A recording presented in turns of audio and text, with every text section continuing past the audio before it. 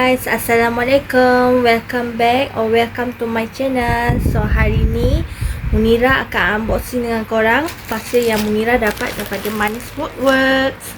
So let's get started. So ini parcelnya, korang boleh tengok kat sini Manis punya buku. Kalau korang boleh tengok, Manis Bookry. So Munira akan unboxing dengan korang Parcel ni Munira tunggu-tunggu sangat. It was gifted to me by my friend. So yeah, let's unboxing. Jom kita buka. Ketat sikit nak buka dia, tapi parcel ni Munira tunggu-tunggu daripada dia.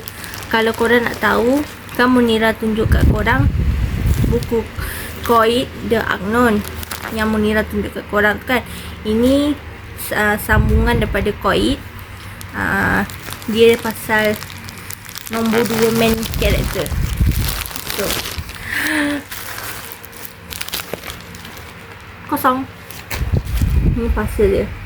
Besar. Nampak tak? Sorry, lighting tak bagus sangat dan kualiti video ni pun tak bagus sangat. Jadi Munira harap korang faham lah. Munira akan cuba unboxing dengan korang.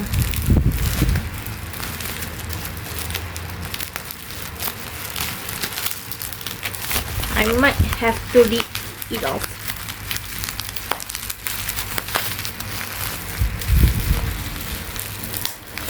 Dia buku ni ada dekat PBKL 2026. Tapi kan Munira tak sempat nak pergi PBKL. Jadinya Munira, kawan Munira hadiahkan untuk Munira.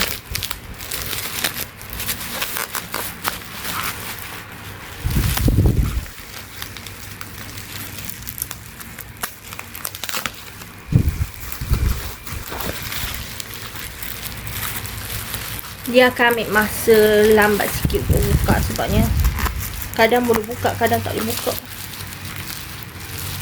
Dia balut dengan kemas sangat.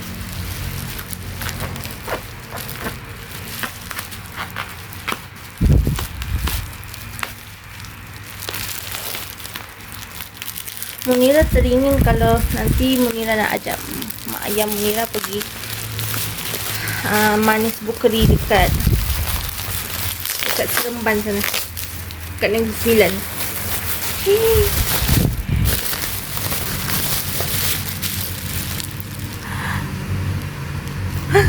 Look at it. It's hot. Oh my god. Oh my goodness. Oh, kurang.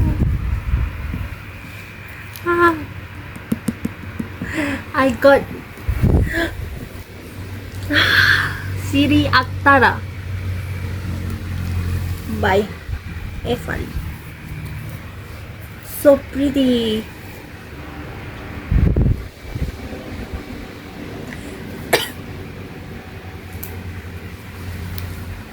Sorry.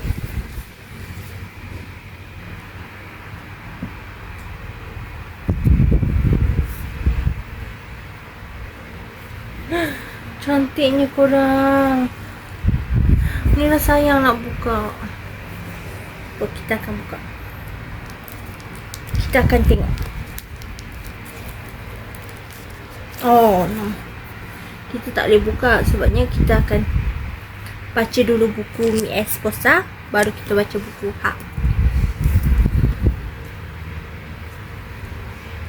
I got it, I got it, I got it, I got it.